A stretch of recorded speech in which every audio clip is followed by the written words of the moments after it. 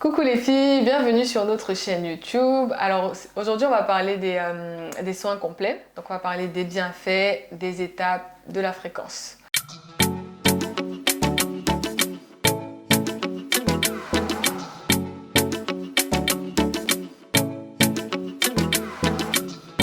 Pour les bienfaits des soins complets, alors pourquoi il faut faire des soins? Parce que déjà c'est très important. C'est comme nous, c'est comme quand on se nourrit, il faut manger des protéines, il faut boire de l'eau, il faut manger des légumes. C'est pareil pour les cheveux. Il faut vraiment les hydrater, les nourrir et les soins complets ça sert à ça. C'est important aussi parce que ça nous permet de connaître notre cheveu. Quand le cheveu est sec, il commence à se casser, à force de faire des soins, on a plus l'habitude de toucher nos cheveux, donc on se rend plus facilement compte quand ils sont en manque de protéines ou d'hydratation ou d'huile, quoi. Pour ce qui est de la fréquence, il faut faire les soins complets au moins 2 fois par mois. Toutes les 2 semaines, on doit faire des soins complets du bain d'huile jusqu'à la coiffure protectrice. Donc Mireille va détailler tout à l'heure toutes les étapes des soins. Pour toutes les semaines, on peut faire juste après shampoing, masque, crème. On n'est pas obligé de faire toutes les étapes, mais au moins il faut toujours nourrir ses cheveux au moins toutes les semaines avec tous les produits qu'il faut.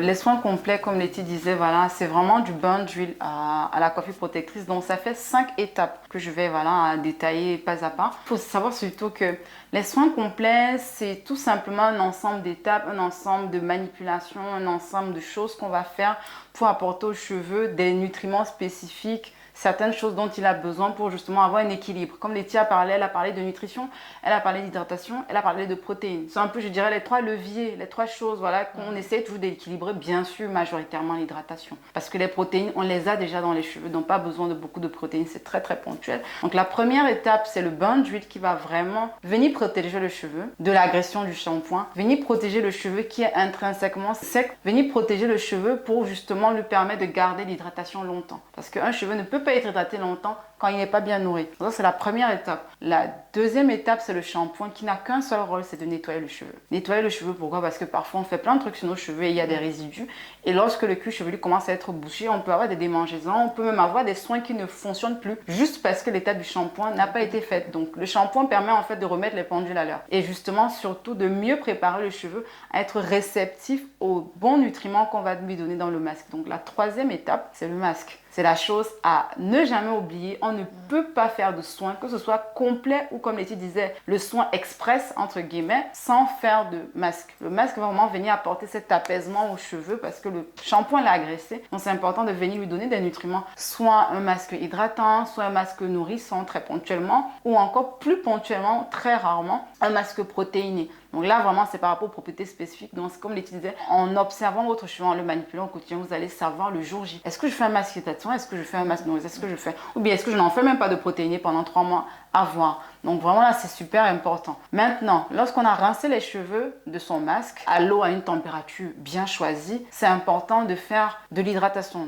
d'hydrater ses cheveux. Comment hydrater ses cheveux? C'est tout simplement avec un produit de votre choix. Il y en a plusieurs selon les types et les textures. Ce qu'on souhaite faire sur nos cheveux, on va utiliser un produit de notre choix et venir sceller l'hydratation. On ne parle pas d'hydratation sans le scellage parce que l'hydratation, une fois qu'on va venir mettre une huile par-dessus, c'est ce qu'on appelle scellage, ça va vraiment venir faire barrière et empêcher que l'eau et les nutriments qu'on a apportés ne s'envolent. Donc ça, c'est vraiment une étape aussi à ne pas oublier. Donc, on ne fait pas de shampoing sans masque. On ne fait pas de masque sans faire l'hydratation par la suite. Et bien évidemment, vous vous doutez qu'à la fin, on ne sort pas comme ça. On ne dort pas comme ça avec un petit bonnet en satin comme on a mentionné dans une autre vidéo. Non, c'est important de maintenir les cheveux dans un état statique. C'est la raison pour laquelle la dernière étape, c'est une coiffure protectrice. Pour nous, coiffure protectrice, c'est surtout une coiffure qui va aider les cheveux à être dans un état qui va faire que l'hydratation soit maintenue sur la durée. Et il n'y a rien de mieux, selon notre parcours et même ce qu'on a pu conseiller à d'autres femmes dans notre entourage et nos clientes également, il n'y a rien de mieux que de faire par exemple des twists, des braids, il y a tellement de coiffures et vous pouvez également être encore plus créatif que celles qui existent déjà. Donc n'hésitez pas en tout cas à jouer avec vos cheveux, à passer du temps de qualité avec eux et à nous dire voilà quelles sont vos impressions, vos ressentis pour nous poser vos questions. Et pour vous encourager, on va mettre des photos, des mini-photos et des mini-vidéos, des illustrations des cheveux, par exemple vanille, twist out, braid out. Par exemple, là, moi j'ai fait un braid out, pareil aussi, mais le rendu n'est pas totalement le même.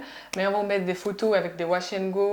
Je sais que on sait que c'est très long de faire des soins complets, ça peut prendre jusqu'à entre 3 et 4 heures, mais Ne vous découragez pas, le rendu est juste super. Donc si vous avez des questions et des commentaires, n'hésitez pas à nous écrire, on va les lire et on va vous répondre. Et si vous avez même nous envoyer des photos, hein, des tests que vous avez pu faire, on va vous répondre et voilà. N'hésitez pas à faire également un tour sur nos pages Instagram et Facebook où on partage beaucoup d'astuces au quotidien. N'hésitez pas à y faire un tour, à partager aux personnes de votre entourage qui pourraient être potentiellement intéressées. Et on vous dit à très bientôt pour une nouvelle vidéo. C'était Mimi et Letty. À à bientôt. bientôt.